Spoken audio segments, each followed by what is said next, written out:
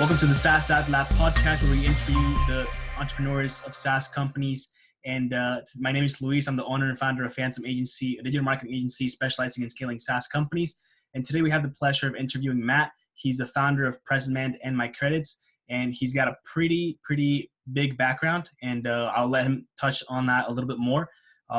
First, why don't we get to the discount part and tell us a little bit more about the discount that you have going on for PressDemand. Yeah, of course. So PressDemand, we launched a few months ago. We've been getting all the bugs out and getting everything all ready to go. We've been onboarding several media sources. So we have 150 verified, trusted media sources, Entrepreneur Inc., some of the big ones that are on there. And what we're doing is we're allowing business owners to pitch to those media sources. So what we're doing is for the first 100 people that come on and buy the platform, I don't have the numbers in front of me of exactly what number we're at, but we have a few spots left at $9.97 for the year. And for that, you would get unlimited pitches to all these media sources for the entire year. So the value is just outstanding for that right now. So we would be more than happy to share that with your listeners. Awesome. Really appreciate you doing that. And why don't we talk a little bit more about your background and some of the things that you've been able to accomplish so far? Yeah, for sure. So I started in actually radio. That was my original background. And this was like 2003 when I was on air for the rock station. And, that's what I thought my life was going to be, right? So I thought radio was going to be the thing. And, come to find out you have to stay ahead of technology. And, I was kind of on the back end of that curve. So people would start coming in and they would say, oh, do you know how to build a website? I'm like, sure, maybe I'll figure out how to do it. I'll figure it out. And then that progressed into, hey, do you know how to rank in search engines? I'm like, all right, I'll figure it out. And then the social media thing came out and I'm like, all right, I'll figure it out. Mm-hmm. So that's kind of been my entire career. It's like one thing after the other. Started an agency. And then when the crash happened in 2006, 2007, I started finding that business owners weren't really investing in their businesses. They were kind of like holding on to their money and really not investing into new websites or marketing, digital marketing for sure. They were really staying tight with their money. So I'm like, all right, I got to go work for a company. I can't just keep marketing and living here in Florida. I have to go find a company. So I actually found a software company to go and work for, a SaaS company based out of New York City. And I moved up there for an interview and I ended up helping to build them to over 65 million subscribers, which was nuts. So it was really awesome in 2008 through 2013 to get to manage a multi-million-dollar a month ad campaign, just being able to just pump traffic to promotions and sweepstakes and all sorts of things to sign people up. And it was just insane seeing 65,000 active subscribers sign up to a platform, a software like that, paying $19 a month. I'm like, this is it. Like, this is what I was meant to do. Like, I was meant to build software. I was meant to do this. Like, I didn't even know it at the time. I got hired as a graphic designer and, my graphics just sucked. I was terrible at graphic design, but come to find out I was really good at marketing. I was really good at, advertising and so forth. So I started a platform coming off of that in 2013 called Dollar Website Club. We started signing up a bunch of people and I thought, hey, this is a genius idea. You can get a website for $1. No one's doing this. Well, come to find out, all the SEO people out there in the world were like, that's genius, a super fast server that we can host, all these link backs. So it turned into like this link farm, like this, SEO link farm. I'm like, whoa, no. The whole point of this was you pay the $1 and then you get the upsells. They're like, oh, we don't need it. All we need to do is put one article up and we'll pay $1 for it. I'm like, oh my goodness. I just built a giant link farm. So there are like thousands of sites going up and I'm just like, all right, this isn't going to work. So took that platform down. I'm like, all right, we're going to have to do something. So I launched my academy and I was helping some folks out with marketing, help some coaches build to multiple 7 figures. And I'm like, what's my game plan? Like, what is it that I want to do? Then it hit me. I wanted to build this platform called MyCredits. And what that platform is the ability to pay your customers instead of paying Google, YouTube, and Facebook. I want to pay my customers for their loyalty. I don't want to continue paying Facebook and Google and all these other platforms to retarget to my customers so they see my content, right? I would rather pay that money directly to my customer. So I built the first loyalty platform that pays money directly back to the customer and retargets them basically with videos. So I incentivize people to watch videos. And as a coach, I have all of my coaching content. I'm the first coach on the planet to pay their pay their students to watch my videos. I will actually pay you to learn from me. So it's just incredible. So we've been testing this platform and it's working. It's reporting back and I'm seeing that people are buying. So people are coming in, watching my videos, seeing that they can make purchases from me as well, earn more credits, and that gives them credits back at the end of the month. It turns into dollars.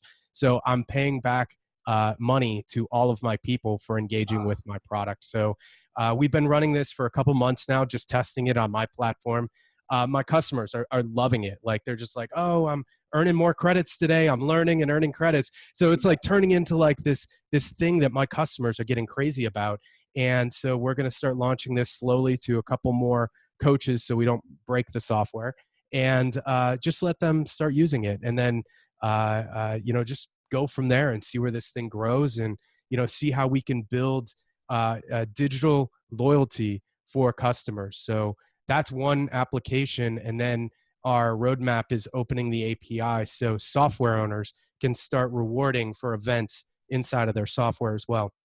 So that's something we're really excited about as well for software owners to be able to use that. Very cool. That's a lot of things going on in your life. Definitely a lot of things accomplished, right? Yeah. And some of these things are pretty massive, essentially. And one of the questions that I had here was, how long did it take for you to realize that you had to take down MyDollar website? Yeah. Seeing that these things were happening, was it a couple of months? Was it like a couple of years? It was like 4 months when it started getting into like the black hat forums and things like that, where people started learning about different things like that. I was like, that's where we need to take this thing down because it's just, it's not going to work. It's not going to work in this setting because I really thought that it was going to be for the small business owner to compete with like GoDaddy, compete with Wix, compete with Squarespace. So it was WordPress sites, and I was offering WordPress site hosting for basically $1, and that tied to the domain, and then from there they could host their website on my platform, and it was like all these cloud servers and the CDN and everything was like super fast. So it was it was a great place for spammers. So I come to find out that I built the perfect spam network. Yeah. And I was like, all right, well, no. So I had to take a step back. Where would you think that would be if it was still going? I guess, I mean, it would have just, my IP would have gotten completely banned from Google, and, it just would have been just a nightmare on that front. So, like if I would have built it more, like if I would have known like today, what, go back in time, basically, I think I would have fixed it by, maybe the dollar is okay, but I don't know. I don't know how I would have fixed it. Maybe not offering $1 because, people had to host real websites. And I definitely was only hosting maybe 1% of the network was a real website. And 99% were just interesting. Yeah, nonsense. That's crazy. And as far as MyCredits, I think the whole model is very, very interesting. And I'm wondering exactly, how it works. But I think that and you touched on, creating this digital platform that people can learn from and things like that. And I think that essentially what you're using is instant gratification on a very different level, where people are actually getting something, in return for their time that is valuable to them, compared to something like Facebook or something else, right? Where it's essentially just like some psychological thing going on, and you're actually giving value back. So I like that a lot. What made you come up with the idea for MyCredits? So I was like, all right, why do because I was running retargeting ads on Facebook. I was like, these are my customers. I've already paid to acquire these customers. These people buy things from me, and they're my customers. They want to see my content. And this is when Facebook started kind of nuking the organic reach on business pages. And I was like, all right, well, how are we going to continue keeping that out there and keeping that reach out there without having to, pay Facebook to have my video content seen? So at the time, I was managing a page with over 1 million subscribers on Facebook. And it was so crazy because we would post something up, a video or something, we would get 100,000 views easy, like easy. And then we were starting to see that go down to like 15,000 and then less. And it's like, we're not doing anything different. It's just the algorithm is completely, just nuked, right? So that's kind of where the thought first came from. And then I'm an avid Best Buy user, I guess you could say, because I buy all this, equipment and all this stuff, right? So I love the points. I love the point system that they have and so forth. So I wanted to replicate that. I said, I'm a business owner. Right now at this time, I own 7 companies. And I was like, I want to incentivize my customers just like Best Buy does.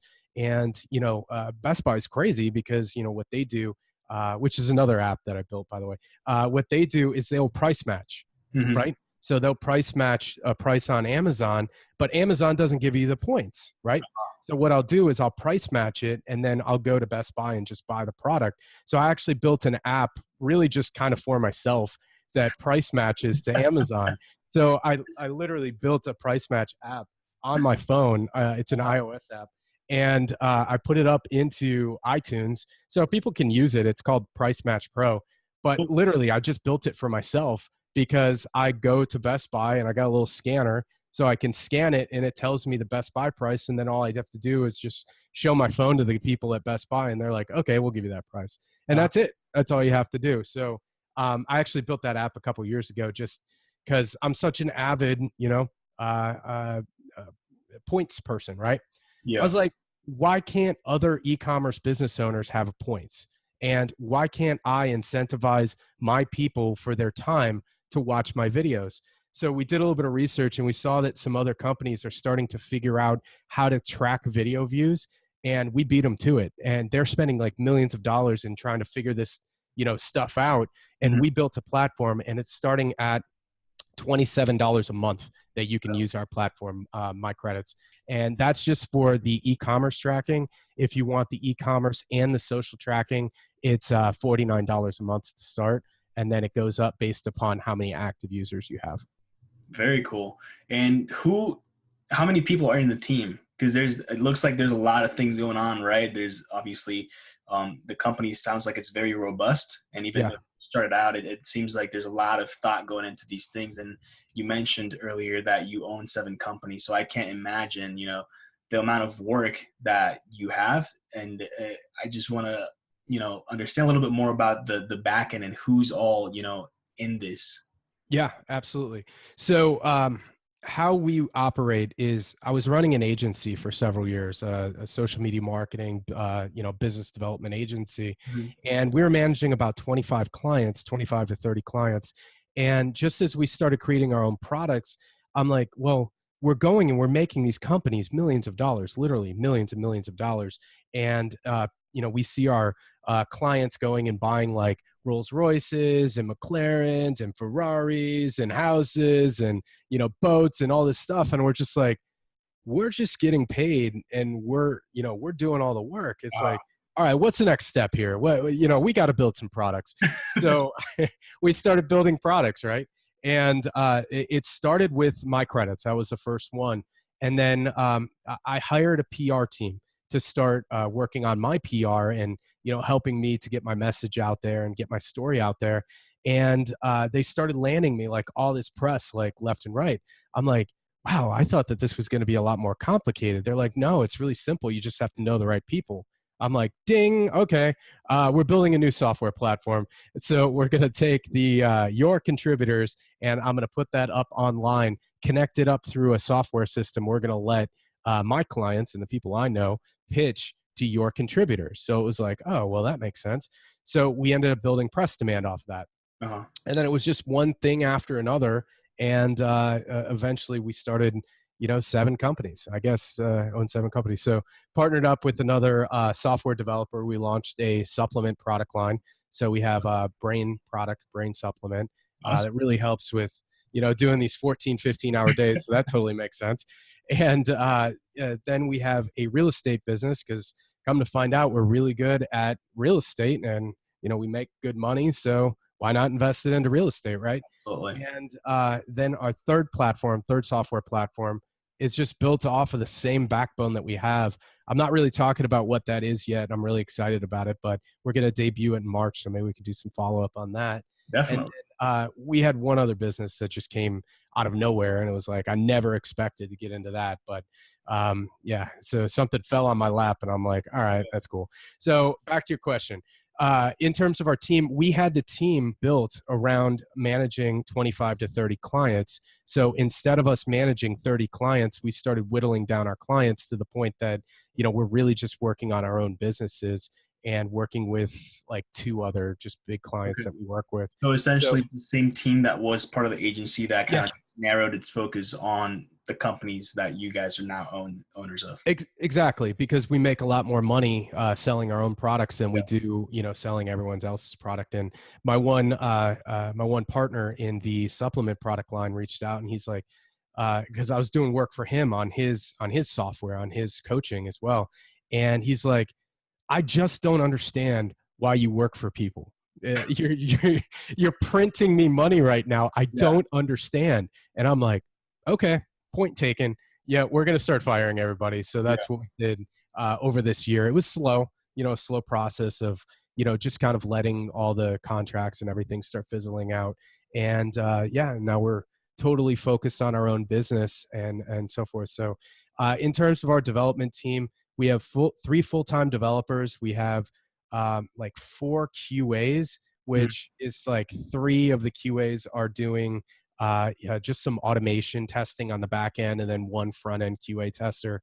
And then we have like 4 VAs working on our platforms and our projects, doing some manual type work, 2 project managers, myself, and legal team. And I think that's about it. And then we outsource. So we have some graphic design teams that we go to. So anytime we need graphics, we go to them. And then we have some other people that just do some manual work for us, just some projects here and there. That's awesome, man. That sounds exciting. Yeah, it's what I've always wanted to do. It's when you make a ton of money for other people, and then you say, okay, well, it's time. It's time for Matt to win. It's time for Matt to, make a ton of money. And it was all my years.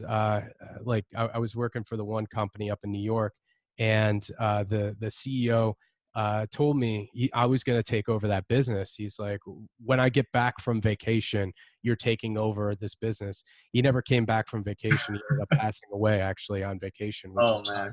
So he goes on vacation, and he passed away, and I was like, all right, so now what? And they sold the company. And I was like, all right, so I guess I'm out.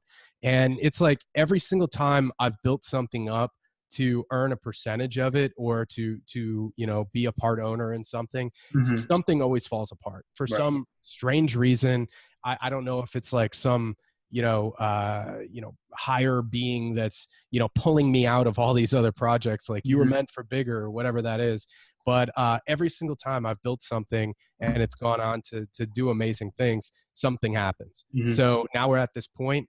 I am the owner of 7 companies. Nothing is falling apart. We don't mind shaking 1 or 2 businesses loose as we go. And as we grow, we'll just take off. Either I'll hire new CEOs to take over the company and go and run it, or we'll just drop it completely. I don't care. But it's just, I'm not putting all my eggs in one basket ever again. And I'm not signing any agreements with anyone that I don't have total control over. That's awesome. That's definitely good. That's any feedback for your listeners, and for these people, like don't give all the control over to somebody else. Absolutely. And I think it's difficult to do that too. And I think that's one of the things that a lot of people actually struggle with is it's really letting other people take care of stuff, right? And essentially, especially more when you're at a very early stages of a startup, and it's, you know, you've been doing everything for so long, whether it's a year or 2 years, you get used to being, you know, the upper hand in everything and taking care of every single thing, whether you have to, you know, send an email out that you don't want to send out, or going to the bank and doing some type of, you know, whatever type of work you need to go and do there. But essentially, you don't feel comfortable letting go and delegating, because you, most of the time, you're going to be the best one at whatever you're doing. But I think there's a point in time where you have to trust someone, right? And obviously to a certain extent, but really allowing yourself to get that space, like you said earlier, too. It's, I don't know if I'm going to have to drop the company or if I'm going to have to hire a CEO or something else, but essentially there comes a point in time where those types of decisions have to be made. Yeah. But I And think I'll tell you, I'm the best at delegating. Like I literally refuse to do anything that does not directly result in massive amounts of revenue for the company. So as you know, I'm very, very focused on that. Like literally, I don't get on a call except for, you know, doing stuff like this with you, which I'm really happy to do. But I literally don't get on a call unless it's going to equal at least $1,000 in revenue for the company. So like if you do that, and as a CEO, if you focus on that, and literally your time is worth that much money, and if you can turn it into that, you can have a very successful business. So everything else is delegated. We have all of our Slack channels and everyone's all connected to it. Everything's built on automation going into Trello. Everything is just 100% automated. So literally I do nothing. Like I'll create, not that I do nothing, but I'll create a video, right? So if it's a video that needs to, you know, go up on our blog or on one of the pages, they know when I post it up to YouTube, it automatically goes in, you know, goes into Slack and then goes into Trello, creates a note, alerts the person to go and, you know, do the transcriptions. They do the transcriptions. The video guy grabs it, does all of his things, sends it to me, and then I'll be able to post it to my social media or my personal, or they'll just post it to all the social media channels without me even doing anything. Goes up to the blog. Everything is completely automated. So literally like nothing is hands-on. After I post something, they take the video, edit it, make everything, you know, happen. And that's it. Like you need to build that automation in your staff, because that's where the time is most lost. So people say to me all the time, like, oh, Matt, I have absolutely no idea, you know, how you sleep, right? Like, when are you working? Like, are you just sleeping, just working all the time? And I'm like, no, absolutely not. It's just every single one of my staff members is diligently working right now, knowing exactly what it is that they need to be doing. And they don't bring me any nonsense. They have their meetings with me at the beginning of each week. Some people at the beginning, some people at the end. And they have their report that they have to deliver to me, and that's it. Like they know what their job is every single day. And the reason why I'm running it like this is because I ran a multi-million-dollar company. And so I know what it takes. Like we can be a startup, but I know what it takes to run a multi-million-dollar company like that. So it just takes all this automation and all this structure. And that's it. I mean, if you're working diligently, you can, you know, it looks like you're working 80 hours a week, but, you know, you're working 40, 50 hours a week like normal people. And what are some of the things that you find, you know, it looks like there could be a lot of, not pressure, but a lot of things going on at the same time. So how do you find essentially what needs your attention at the moment, right? Because there's so many things going on. How do you pick which ones to work on essentially? Yeah, absolutely. So each company has a sales team, right? So what I do is I focus in on the sales team. I look at their, look at what they're hitting, look at what their numbers are. And then I say, all right, well, how do we improve these numbers? How do we improve our sales? How do we improve these aspects? And then the marketing team, I have the project manager on the marketing team. How do we fix these things? How do we fix, you know, the things going on here? Then I have a, you know, project manager that's on the software side, right? So they bring me their problems and ask for my decisions. So I make decisions within a 15 to 30 minute block, and that's all the time that they get. And that's it. So it's just fix. Let's meet next week and see what happened. Then it's, you know, just do the same thing, fix all the things. If we're improving, then that's good. If we're not improving, what do we need? We need to hire more people. We need to spend more money. What is it that we need to do? And everything just moves. Everything moves forward because everyone knows absolutely nothing bottlenecks at me, and everything moves forward without me even being involved. So like this week, I spent 4 weeks in Italy. We got married in Italy, and we just traveled around Italy and into France. And I logged in and did my calls with my team, and that was it. I literally did nothing else. Didn't create any content, obviously. I didn't have my studio while I was traveling. And that was it. I mean, it was just, just do my couple calls, and the business and everything works without me. And I think that's what, uh, I think that's where people mostly mess up, Yeah. is they make it all on themselves and put everything on themselves, and they don't delegate. But from running a multi-million-dollar a month profiting company, as well as running an agency and running several multi-million-dollar companies, and running their marketing for so many years, it just teaches you delegation, and it teaches you efficiency. And every phone call or every meeting that we have is so optimized. As well as I do work from home, so an upside to that is I have no commute. So I start work at about 7, 8 a.m., start answering and, getting into the day. And then, I'll work till 8, 9 o'clock at night, and, just make sure everything is taken care of. But if I need to do something, I can just jump into the studio and just knock it out real quick. It's not like I have to commute to anywhere or anything like that. So there really are no excuses. I'm literally working 7 days a week to make sure stuff's getting done. That's a great thing to bring up. Essentially, startups and founders I feel like a lot of the times they work from home, right? And they pretty much make their home their work. So it can get complicated. It can be difficult to do that because it almost feels like you can never really plug out of working. And I understand that, being passionate about something and wanting to do it 24/7 is, it's what drives you, what makes you happy. But how do you deal with essentially, doing other things that you also find joy of, whether it's spending time with your family and separating both, right? Because there's obviously like work, and then you have your life balance, whatever you want to call it. But how do you find the right time and the right amount of time to do each one of those? Like I say this over and over again. I have no friends. I have literally not a friend on the planet. I just have everyone that I just hustle with and I just do deals with. And, anyone that gets around me is like, let's do something, let's create something. Let's do something. I'm like, all right, cool. Let's do it. So like, we just created like a YouTube channel, and that's actually with our family. So we have like 60,000 subscribers on that.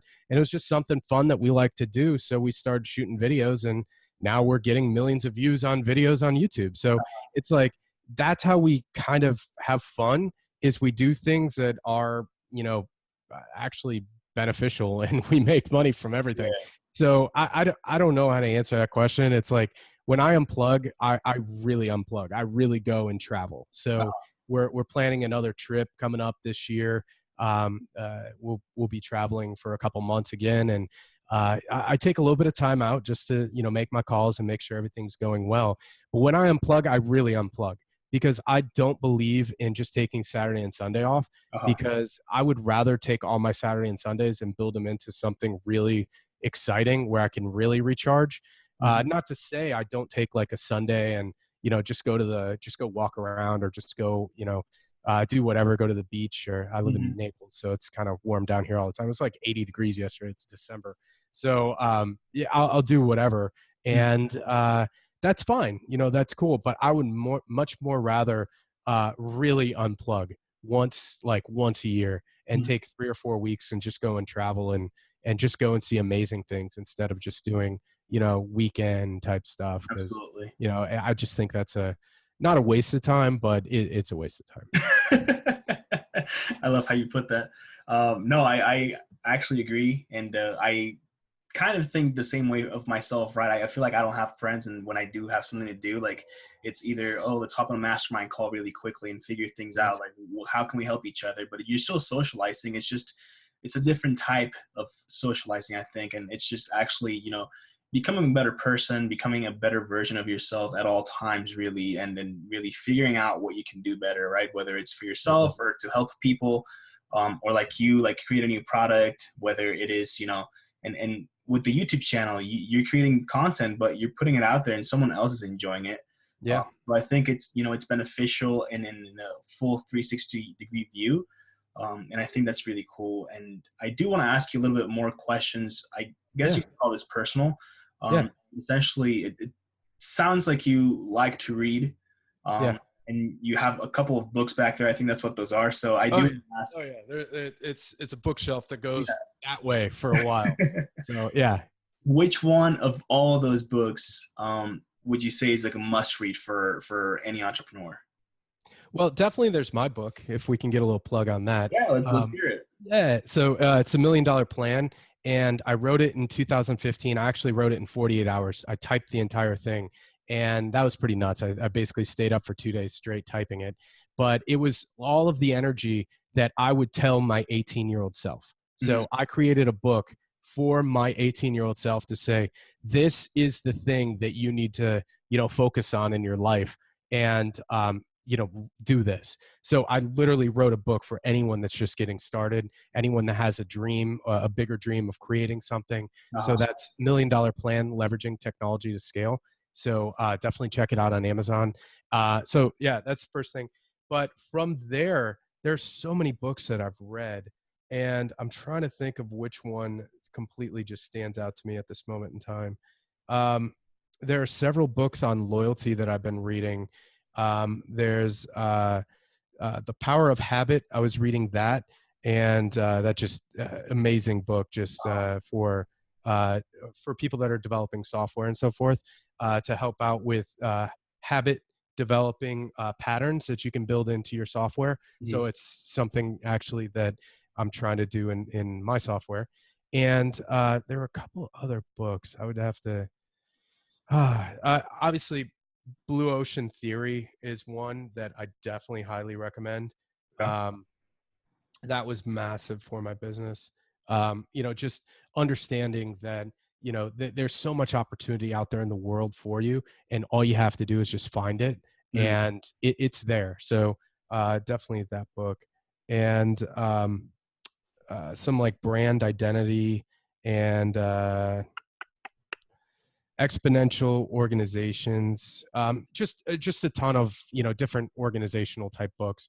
So I went through and found some link that was like the top 10 best startup books. I bought all of them and I read them within like a couple of days. So I was like, all right, this is it. So literally, it doesn't matter where you're at in your business. I can tell you first and foremost, I've generated tens of millions of dollars in revenue, and still I have not learned it all. I'm still trying to consume as much as I possibly can. So when I get to the point that, my businesses, my products have generated hundreds of millions in revenue, I'm still going to be reading like this. I'm still going to be, focused on that. So that's a good question, but I'm trying to think of what the best book would be. Yeah, there's tons of books out there. Personally, I really enjoyed reading, and you probably read it before, The One Thing. Yeah.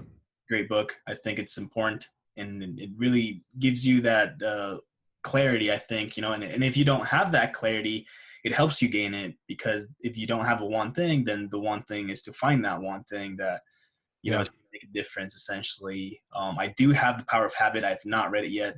I'm still waiting on my bookshelf. But yeah, there's a ton of books. I think it's a good way to, obviously there are people out there that know more than you, and essentially they're all mentors, but you can't get access to every single one of them, but they've written out everything, that at least some of the best things that they knew, and you can pretty much just absorb all that information and apply it yourself. So I think reading is something that pretty much any person should be doing a lot of. So yeah. Yeah, no, I absolutely agree with you 100%. I feel that people today are definitely taking those things for granted. And, I know that the people in the software and, SaaS startup space, they definitely work on a different wavelength as most other people. we definitely just kind of operate on that different level. Hmm. And I do feel that so many startup companies, their founders are on the right path. However, a lot of the rest of the world is, kind of slower to catch up with us because we're just thinking on different levels. We're problem solvers, and we're always solving problems. Our brains can't. The problem solving brain can't turn off. Right? It's just always on. And you always find different things, like literally anywhere you look, like you can find something to either fix or do something to make it better, optimize it, whatever you want to call it. But there's always like one thing that can, use a facelift or whatever the word is. Yeah, it's every day. Every day I'm just solving problems, and that's really all we do. Is Uh-huh. we are really just problem solvers, Absolutely. and in every sense of the word. So I just love it. I love doing what I do every day, and I was able to build build multiple businesses around what I really love. Mhm. So it's just wild. Like I would have never thought that this was available, and I talk about that in the book. Because I'm a little bit older. I'm in my I think 35. So I was kind of in school at the same time that a lot of like college, a lot of these startups started coming out, and like the beginning of Google. I mean, that was like when I was in high school, Mhm. and then Facebook was developed while I was in college, and some of these things really started emerging. MySpace and all those things started emerging coming out of like my college years, and I was thinking to myself like, where was this checkbox in high school? Like, where was the entrepreneurial checkbox? Right. Because, there were all these jobs that they would lay out at these, career fairs or, whatever, like go to this college, that college. And Mhm. it's like, become a plumber, become a, whatever, become this. And I'm like, I don't see the checkbox of Yeah. what I want to do on Absolutely. this list. So it's that thing, if I could go back in time and say, hey, there's something bigger for you. You need to, go to a coding school and start learning how to code earlier, and or whatever that thing was. I wish somebody would have tapped me and said, there's a bigger world for you. Yeah. And it's not necessarily going to this college and drinking 7 days a week. It's something a little bit more than that. So I wish somebody would have told me that Yeah. early on. Absolutely. And with so many things going on, what are some of the biggest challenges that you find yourself coming across? In terms of with Uh, business yeah, or business.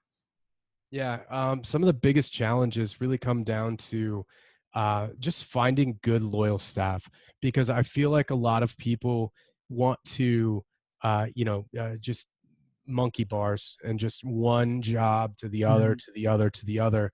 And the one thing that I hire for is I hire for loyalty and longevity.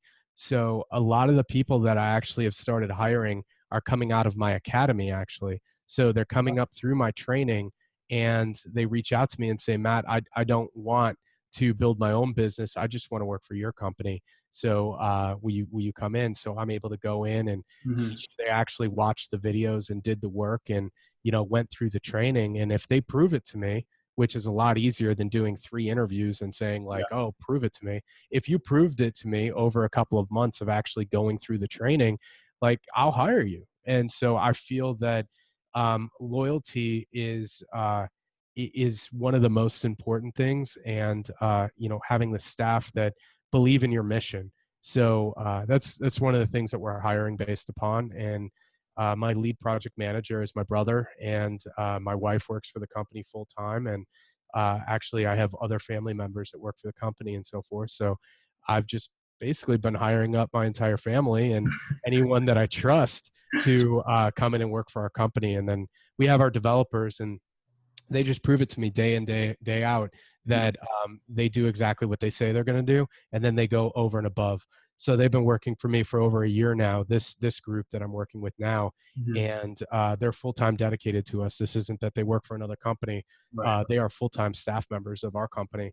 So it's just really exciting. It's really exciting to find people who are loyal and passionate towards your mission, And if you can sell people on your mission and get people to, embrace your mission, the most exciting thing happens in your business. Mm-hmm. And that's when your staff members start interviewing and hiring new staff members without you even being involved. So that's like machines building machines that build machines, Mm-hmm. which is the most exciting thing in the world, because I literally don't even have to interview anyone anymore. Uh-huh. My staff is actually interviewing people.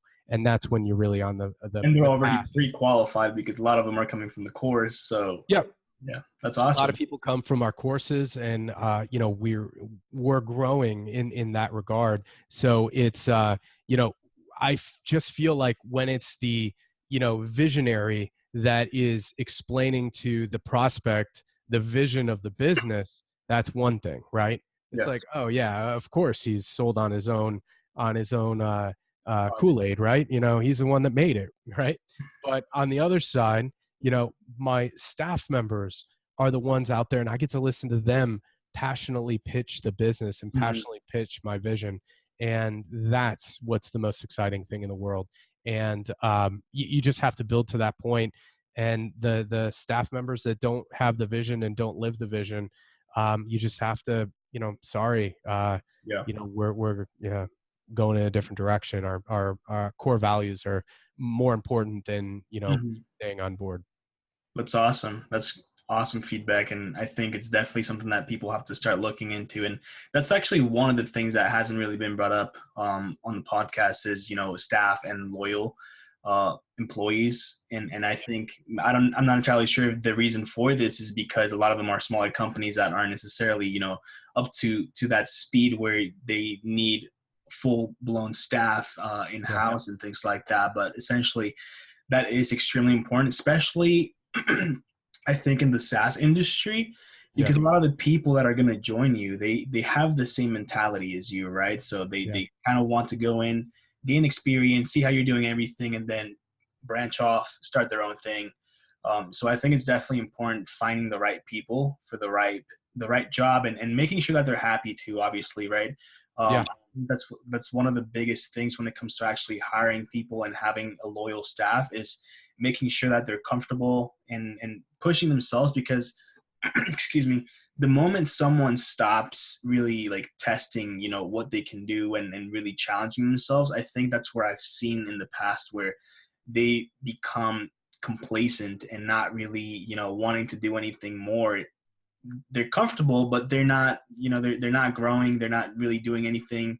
And they're more of a burden on the company because they're not trying to find new things or solve new problems and things like that. So yeah, you're absolutely right. And they don't get my time because I don't have any. So, they're only working with my project managers. And that actually is something that I had a conversation last week because we did a quarterly review and I didn't even do it. One of my managers did, my brother did. And that's what I asked him, when he did the follow-up with me. And I said, what'd they say? Are they happy with their work? And he's like, oh yeah, totally happy. I'm like, what is the one thing that he feels that he could be doing better in our company? And he's like, oh, I didn't ask him that. I'm like, well, you have to ask him, because what is the one thing that he feels that he should be doing better in the company? And that's what will identify so much is when you put that responsibility on them, and then they take on their own responsibility to say, this is what I'm doing, or this is what I need to do better, or this is, the areas of concern or so forth. You have them do their own assessment. And when they start assessing their own performance, that's when, you really find the true answers. And it's not necessarily the check writer asking a question. It's somewhat of a peer that is slightly superior when they're asking.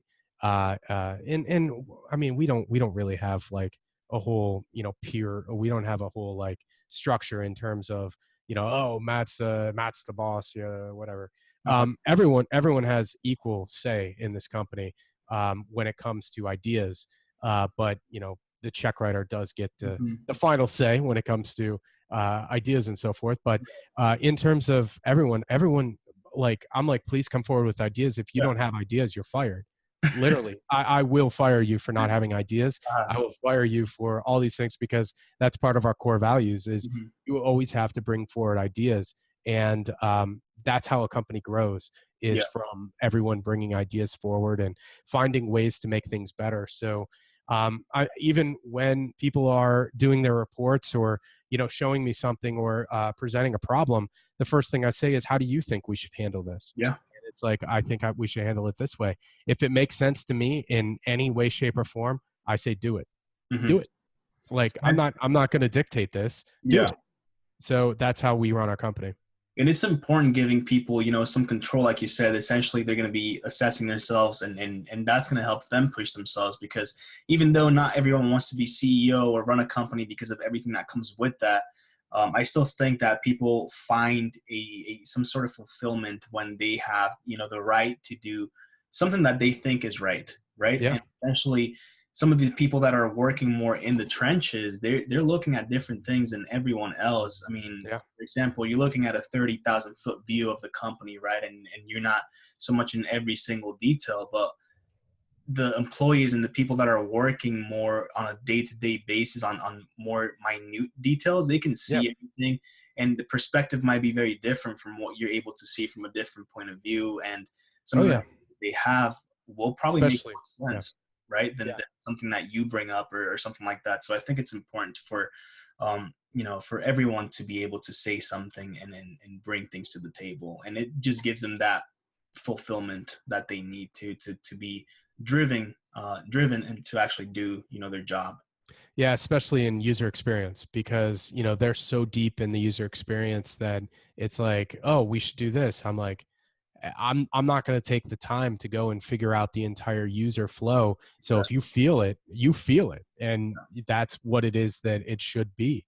So I just let them run with it, and that's what's helped us really progress. Because when I was being controlling early on, like, oh, I know best, I'm the only one here that's run a multi-million-dollar company. I know best. Stuff wasn't getting done, and that's why it costs like $60,000 to build Dollar Website Club, which was the first platform. It cost way too much money. It probably should have only cost 25,000 to build that Mhm. platform, and it ended up costing almost double. Why? Because I was being controlling, and I probably shouldn't have been. Mhm. So our software gets done faster now. Everything gets developed in a lot speedier development and agile development, and it's me not being controlling and not bringing 10 different changes when they're showing me one thing that they fixed, and let me give you 10 more features to add. So I'm just like, hey guys, let's go. Let's do it. The overall vision, their core values, what we're doing, the USP. Let's go. Let's make it happen. Mhm. That's awesome.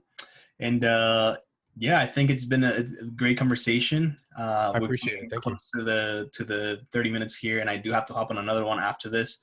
But Keep it going, man. yeah, absolutely. It's been a pleasure talking with you. Do you have any questions for myself? Do I have questions for you? Yeah. Um, that's a good question. Out of all the people that you've interviewed so far, right? What would you say is the most insightful thing that you've heard from all of them? I think the thing that stood out to me the most so far, and this is from a personal point of view, is that I've never really thought about doing um, things that don't scale. And this was brought up, and he mentioned it, and it really stood out to me because it makes sense, right? And it comes down to user experience and a lot of different points of a company, essentially, where you have to be there personally to make a relationship happen. And that's really what all business, I don't care what kind of how you want to look at it, every single business, every transaction is a relationship from one point of view, right? So whether you're shaking someone's hand or giving someone your credit card information, whatever it may be, it's always going to be a relationship. And I think being able to put a face or a voice to transactions is extremely important. And really building relationships is going to help you decrease churn, increase loyalty. It's going to help you understand more about what the people want from the product, what they expect from the product, and things like that. And it's really just going to make everything better, I think, right? We're all humans. We need interaction with one another. And I think with products and things like that, people try to automate everything so much that sometimes things get missed because there's no personal touch, right? Yeah. I'm talking more when you're facing with the actual customer, essentially, right? Because you did bring up some automation and things like that, but I'm talking more when it's actually you dealing with another customer or with another individual that's part of the organization. I think that talking through things, even though you can't be on the phone all day, right? You can only do it so many times. And I think doing things that aren't scalable, and like he said, it's one of the things that has struck me the hardest, I would say. Yeah, it does make a lot of sense. I've seen it firsthand. We had a business owner that the customers, we ended up signing up like 5,000 customers, right? And the average customer was $150 per visit. We had people visiting about 3 times per quarter or so forth. So pretty profitable business, right? Mm-hmm. And we started seeing a decline in the retention of the customers as the business owner stopped going into the location. So it was a physical location, one-on-one with customers, and we were seeing a decline in customers and activity. All of the marketing was increasing, and we were seeing the customer retention decrease because they were trying to duplicate themselves into their staff. They were unable to duplicate themselves, and therefore the customer was not quite connected to the business because of the business owner. And I saw it firsthand. I mean, I was running the advertising for it. I'm like, this makes no sense. Yeah. Our advertising costs are actually improving. Our cost per customer is improving, but the customers were not coming in, and the customers were not connecting with the business anymore because the business owner took a step out to try to duplicate themselves. So it was way too early, and you just can't do it like that. You can't take a step out of your business before it's a snowball down the mountain, and then it's like then it doesn't really matter. It's a snowball down the mountain, right? Exactly. And it can be applied to many different things, right? Like you said, when you're going on vacation and you're traveling and you still make the time to make those calls with the team and things like that. I mean, you could do a lot of different things, right? Where you can blast off an email to pretty much everyone, or you can spend a couple of minutes on the phone call, and the phone call is going to be a lot more insightful. Just because you're going to get tone of voice, you can get, a lot from just listening to someone's voice, whether someone's concerned. If someone sends an email, I could type literally anything, right? And then send it to you, and you get it for what it is. It's just going to be some plain text, really no emotion with it. And if I get on a phone call with you, you can hear if maybe something that's not so positive is going on. You can hear that in my voice, right? You can hear fear, or whatever it may be. So I think there's definitely a place and time for everything, but I do think that doing things that aren't scalable is something that, to answer your question, that's what struck me so far. Yeah, no, you're definitely right on that. A lot of people, when they get upset, they just find me on Facebook, and they know that I'm going to respond the best I can. So, when it does get to the point that I'm unable to manage my own Facebook account, at this point in time, I probably get between my emails and everything, probably 2,000 messages, 1,000 to 2,000 a day. So it's pretty ridiculous. That's not all spam. No. I mean, a lot of it's like customer inquiries. So I look at every single customer inquiry because I have all the email boxes. But then what I do is I automate the process to send it into our customer service. But everything is still there that I can go and double check all the emails and all the correspondence. So every customer service for everything all comes through me still. I don't bottleneck it. I'm just there to watch it. So what I'll do is I'll just, pulse them open when I'm on a call or, whatever, and just give a little look to make sure everything's okay. If I see anything in there or see a name pop up, I have some pretty high-end clients and so forth, as we work with coaches and whatnot. So I have some people in our network that have thousands and millions of people in their network, right? So I need to make sure that we're handling things correctly. So what I'll do is I'll tag some of those people in my inbox, and just if something pops up from like somebody like that, one of our VIPs, I'll jump in and give that service. So, for example, if I was completely, to lend back to your point, if I was completely hands off, I wouldn't do any of that. I have customer service staff. That's what I'm paying them for, Uh-huh. right? So, I would just say that's what customer service is for. But Yeah. I don't even do that. I still will jump into the tickets, Mhm. and I went in and closed out 2 tickets today Yeah. for customers, and I'm not ever really going to be above that, but Mhm. I guess there will be a point in time when I physically can't even do it anymore. Right. And when it does get to that point, then I'll pass that along the best I can. But if somebody messages me and says, Matt, this is you're totally missing the boat. I mean, I'm definitely going to come back and Yeah. try Yeah. to fix it. Absolutely. Yeah. So that was, the main thing that I've gotten out of these podcasts, and really, I feel like at the beginning of the podcast, I was a little bit, I guess scared of putting myself out there and really, showing, like, not showing myself, but just putting stuff out there, right? There's always fear that comes with things, but I like to put myself on, out of my comfort zone. So I went ahead and did it. And when I say I'm going to do something, I'll do it. But Yeah, one of the coolest things about this is that I feel now I have friends pretty much all over the world. that's And I've awesome. gotten to meet some really, really cool people like yourself and, pretty much everyone else that I've talked to. So it's That's been awesome. awesome so far, honestly. And I appreciate, everyone in the industry is crazy busy. It sounds like you have your schedule pretty much to a T on, when you have to do things and things like that. So I'm extremely appreciative, of you taking the time out of the day and to hop on this interview with me. And yeah, man, it's been great. Yeah, I thought I was going to get a half day shutting down at 8 p.m. So I thought I was like, I'll just shut down the computer now. So yeah, but no, it's cool.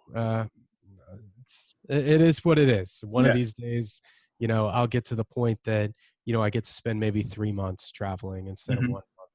And, maybe that's a big thing, but, Yeah. we'll have kids eventually. And I made the promise that when we do have kids, I'm going to go from 40 hours. I'm working about 50 hours a week now. I was at 80, which was ridiculous when Yeah.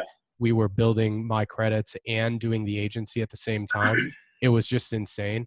So I got up to 80 hours a week. Now we made a ton of money. I mean, we were making hand over fist money back then, and but it funded every single thing that we did. So there was a Worth reason it. for it. It's justified, right? But Exactly. I promised my wife now. But when we were engaged, to say when we get married, I'm going to go down to 50 hours, and I've held to it. Mhm. So I told her when we have kids, I'm going to go down to 20, 30 max. So so forth. So I made that promise. I'm going to have to deliver. So that's going to Yeah. have to be sometime in the next year or so. And I'm going to have to whittle down my hours even Yeah. further. Awesome, man. That sounds exciting. Yeah. Congratulations too on the wedding. It sounds like it was pretty recent, right? Yeah, it was just in August, so it was Awesome. 3 months ago, Mhm. last week. So yeah, we got married in Italy. It's pretty wild. So Awesome. would Congrats. never thought, broke Matt, not knowing where his Yeah. place was in the world, Uh, being able to take his family to Italy and getting to enjoy that with everyone, mhm. friends and family. Like it's incredible. Like this business that we build as software, as problem solvers, we're able to live the most incredible Mhm. lifestyles and lives and everything, and get to make good money doing it if you're good at what you do. So it's just incredible. I'm just totally blessed to be able to live this life and do this thing and share it with so many people, and hopefully inspire some other people watching your podcast and listening to take action and take action on their dreams. Definitely. And yeah, I like I said again, appreciate the time, and I'll definitely have to check out your book. I'm actually going to go and take a look at that right now. So anyone You're gonna else, love it. You're good, gonna good. love it. The No, $1 Million Plan. I got the I little saw that. I figured that's like what that this. was said. That's Yeah. awesome. So And yeah, I absolutely loved it. I love doing the book, and I need to do some more, but all in good time. Software, and then get back to writing books. awesome. All right, Matt. Well, thank you so much for being on here with me today. And again, I appreciate the time. And it's always very cool getting to know more people like yourself and understanding where you come from, what you do, and just everything that it takes to get to where you're at right now and what comes after that, right? And So again, thank you. Where can people find you online? Just, find me on Facebook, Matt Ganzak, Ganzak. You can hop on my website, mattganzak.com, or whatever, all over the place. Yeah. Awesome. And you can find myself on pretty much Instagram. That's really the only place I do anything. It's camacho.ftm and phantom.agency. And make sure you check that out. And if anyone is a SaaS founder and wants to be on the podcast, make sure you let me know, join the group, and we'll see you around. Thank you, Matt. Awesome. Thank you. Bye-bye.